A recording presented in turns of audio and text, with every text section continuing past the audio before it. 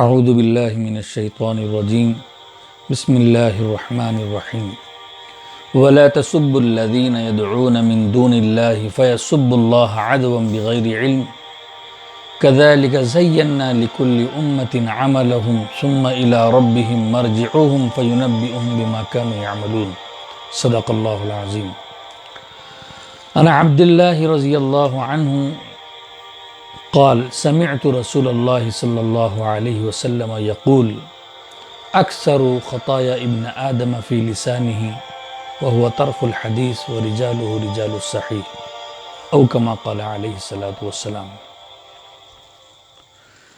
معاشرے میں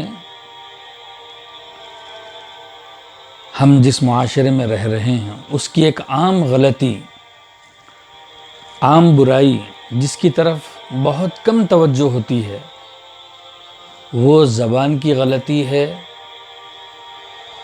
بول چال میں گالیوں کی استعمال کی غلطی ہے۔ گالی دینا، برا کہنا، بد زبانی کرنا، یہ سب گرے ہوئے اخلاق کی علامت ہے۔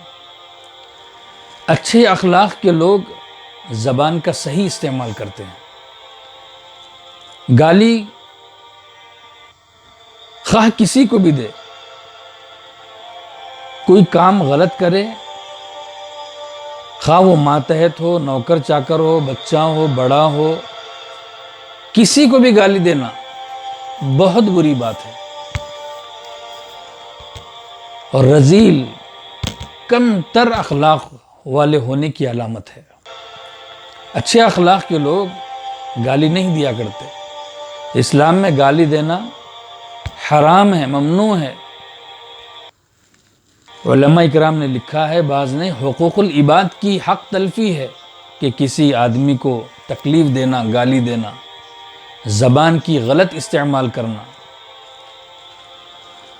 عبداللہ رضی اللہ عنہ کہتے ہیں کہ میں نے حضور پاک علیہ الصلاۃ والسلام کو یہ کہتے ہوئے سنا کہ بنو آدم کی سب سے زیادہ غلطیاں یا اکثر غلطیاں ان کی زبانوں کی وجہ سے ہوتی ہیں۔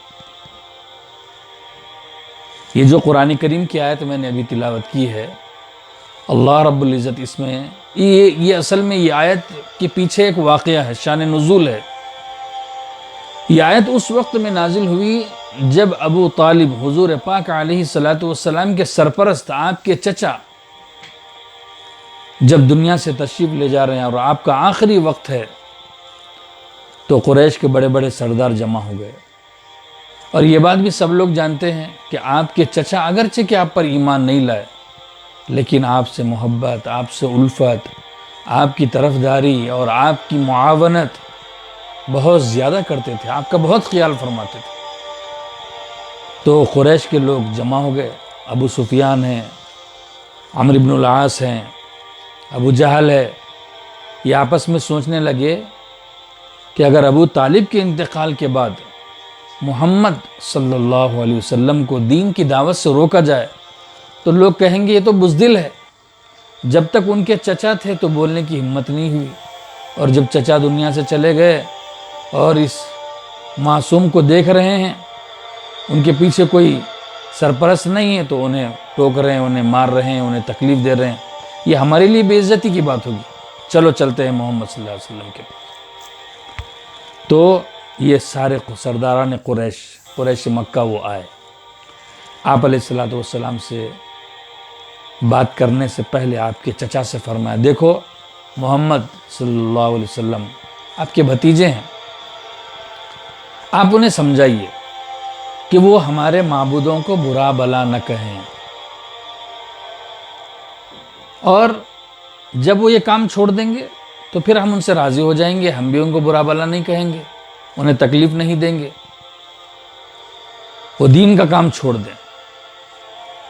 تو حضور پاک علیہ الصلاۃ والسلام کو ان کے چچا نے بلایا، فرمایا دیکھو یہ سرداران قریش آپ سے بات کرنے کے لیے آئے ہیں، کچھ کہنا چاہتے ہیں، سنو۔ تو سرداران قریش نے کہا کہ دیکھو ہمارے معبودوں کو برا بلا مت کہو، انہیں بے حیثیت مت جانو اور مت بولو، تو حضور پاک علیہ الصلوۃ والسلام نے ان کی بات سن کر فرمایا اچھا اگر میں تمہاری بات سن لوں تو تم بھی میری ایک بات سنو گے اور ایک کلمہ کہو گے، ایک بات زبان سے نکالو گے جس بات کے کہنے سے عرب نہیں عجم بھی یعنی ساری دنیا آپ کے تابع ہو جائے گی اور آپ بادشاہ بن جائیں گے۔ تو ابو جہل کہنے لگا ارے ایک کلمہ نہیں کیوں، ہم تو ایسے 100 کلمے کہہ دیں گے جس سے ہم بڑے ہو جائیں، جس سے ہم بادشاہ بن جائیں، بولو کون سا کلمہ کہنا ہے۔ حضور پاک علیہ الصلوۃ والسلام نے فرمایا لا الہ الا اللہ محمد الرسول اللہ کہہ دو، کامیاب ہو جاؤ گے، عرب کی تم سردار بن جاؤ گے، سارا عجم ساری دنیا آپ کے تابع ہو جائے گی۔ بس یہ سننا تھا، آگ بگولا ہو گئے، یہ نہیں ہو سکتا، یہ کلمہ اس کا ہم اقرار نہیں کر سکتے، اسی وجہ سے تو ہم آئے ہیں یہاں پر کہ یہ معاملہ ہمارے درمیان میں حل ہو جائے۔ حضور پاک علیہ الصلوۃ والسلام نے چچا سے مخاطب ہو کر فرمایا چچا جان اگر یہ لوگ ان کی بات منوانے کے لیے آفتاب و مہتاب، سورج اور چاند میرے ہاتھ میں لا کر رکھ دیں تو بھی میں ان کی بات کو نہیں مانوں گا اور میرے دین کی محنت اور میرا دین کا کام جاری رکھوں گا۔ اس موقع پر یہ آیت نازل ہوئی وَلَا تَسُبُّوا الَّذِينَ يَدْعُونَ مِن دُونِ اللَّهِ۔ اے نبی، حالانکہ نبی پاک صلی اللہ علیہ وسلم کے واسطے سے ساری امت کو خطاب ہے اور براہ راست بھی آپ کو خطاب نہیں فرمایا، جمع کا صیغہ استعمال فرمایا، سب کو فرمایا تم لوگ گالی مت دو ان لوگوں کو جو اللہ کو نہیں مانتے۔ اس کے نتیجے میں وہ لوگ اللہ کو گالیاں دیں گے، تمہیں گالیاں دیں گے۔ فَيَسُبُّ اللَّهَ عَدْوًا بِغَيْرِ عِلْمٍ۔ یہ آیت سے ایک 2-3 باتیں مترشح ہوتی ہیں، واضح ہوتی ہیں۔ پہلی بات تو یہ ہے کہ کوئی گناہ کے کام کا ذریعہ بھی نہیں بننا چاہیے۔ حالانکہ وہ لوگ تو کفر میں تھے، انہیں کچھ برا کہنا درست تھا، لیکن اس کے بدلے میں وہ ہمیں برا کہیں گے تو برائی کا ذریعہ ہوگا، اس لیے اس کو منع فرما دیا۔ ایک حدیث میں آپ علیہ الصلوۃ والسلام نے فرمایا اپنے ماں باپ کو گالی مت دو۔ صحابہ اکرام تعجب سے کہنے لگے کون اپنے ماں باپ کو گالی دے گا؟ حضور پاک علیہ الصلوۃ والسلام نے فرمایا جب تم ان کے ماں باپ کو گالی دو گے تو وہ تمہارے ماں باپ کو گالی دے گا، تمہیں گالی دے گا۔ تو اس کا مطلب یہ ہوا کہ اپنے ماں باپ کو گالی دینے کا ذریعہ ہم ہی بنے، گویا ہم ہی اپنے ماں باپ کو گالی دیے۔ گالیوں سے بچنے کی ضرورت ہے۔ زبان کو غلط استعمال، حضور پاک علیہ الصلوۃ والسلام کی 10 حدیثیں زبان کے صحیح استعمال کی تعلق سے ہے۔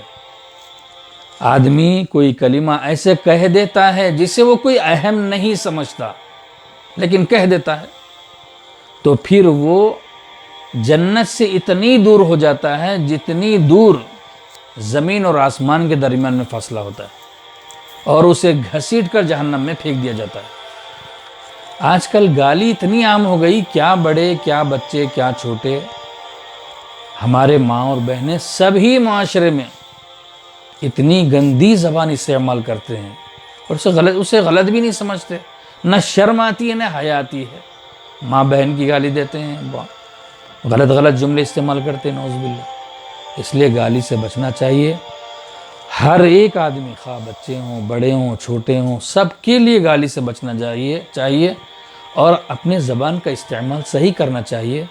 زبان کی بہت ساری غلطیاں ہیں، بہت ساری غلطیاں ہو سکتی ہیں، غیبت ہے، چغلی ہے، برے الفاظ کا پڑھنا ہے، برے الفاظ کا بولنا ہے، برے الفاظ کا سننا ہے، یہ ساری چیزیں آدمی چھوڑ دے۔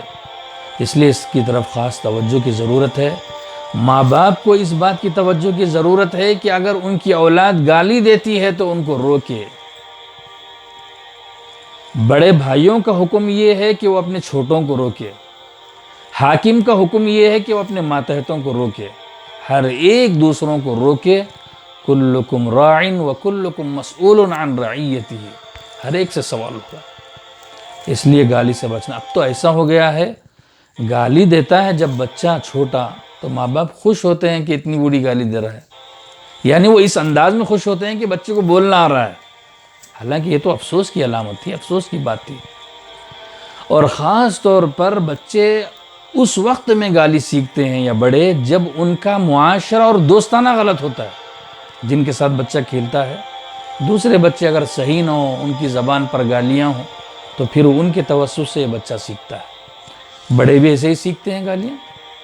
اس لیے گالیوں سے بچنے کی ضرورت ہے، گالیوں سے اپنے آپ کو بچانے کی ضرورت ہے. اور پھر زبان کے صحیح یہ اور ہوگا نہیں، اس پر مشق کرنا پڑے گا، محنت کرنا پڑے گا. محنت کر کے جب گالی نکل جائے فوراً استغفر اللہ پڑھو، استغفر اللہ، اور دل ہی دل میں اللہ سے توبہ کرو، یا اللہ مجھ سے غلطی ہو گئی، گالی نکل گئی، مجھے معاف فرما دے. اور اگر اسی وقت ندامت ہوئی تو سامنے والے سے بھی معافی مانگ لے کہ بھائی مجھ سے گالی نکل گئی، میں معافی چاہتا ہوں. اللہ رب العزت ہم سب کو اس کی طرف خاص توجہ دینے اور پھر زبان کی غلط استعمال سے اور گالیوں سے ہماری اور سارے معاشرے کی، سارے امت مسلمہ کی حفاظت فرمائیں. السلام علیکم ورحمۃ اللہ وبرکاتہ.